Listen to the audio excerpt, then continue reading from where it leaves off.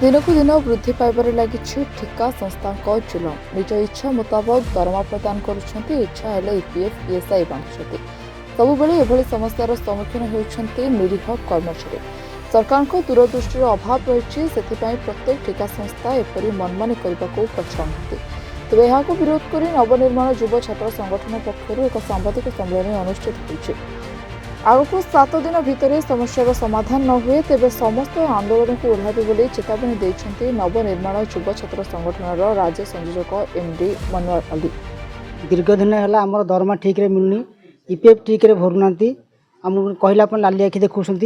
तेणुक जो प्रकार समस्या ये होची नकले न चले तेणु जो दरमा ठीक न मिल ताले आम केमी चलू ताले कौन भी आम ये कम करूँ रज भाया दिन में पैसा पतर आम पाखे ना केमी आम पिला छो ड्रेस खंडे दे पारू ये शोषण करुँच तेणु आपण मैंने जहाँ विचार करेंगे मु फाटुआर कार्यरत आज सुधा कार्य करुली कार्य चली आमर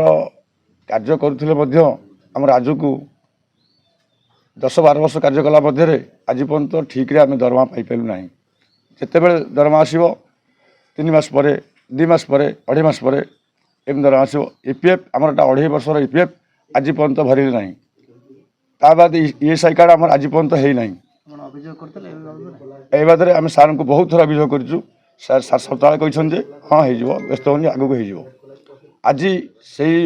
दाबी नहीं आम बसले आसिक 10-12 दिन है तथापि आमर कौन कथा आज पर्यंत कहीं शुणुना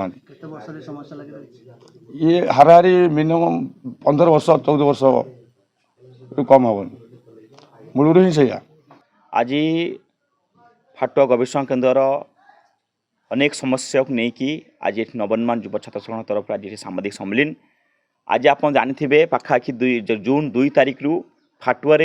काम कर कर्मचारी उपर जो अत्याचार होती से अत्याचार पाखापाखि 13 दिन हो गला एठा कर्मचारी माने जो फाटुआ जो काम कर 13 दिन हो गला धारणा दौरान जो दाबी होची ठीक समय पैसा मिलूना तांकर ईएसआई कार्ड हो पाला ना ईपीएफ पैसा मिलूना या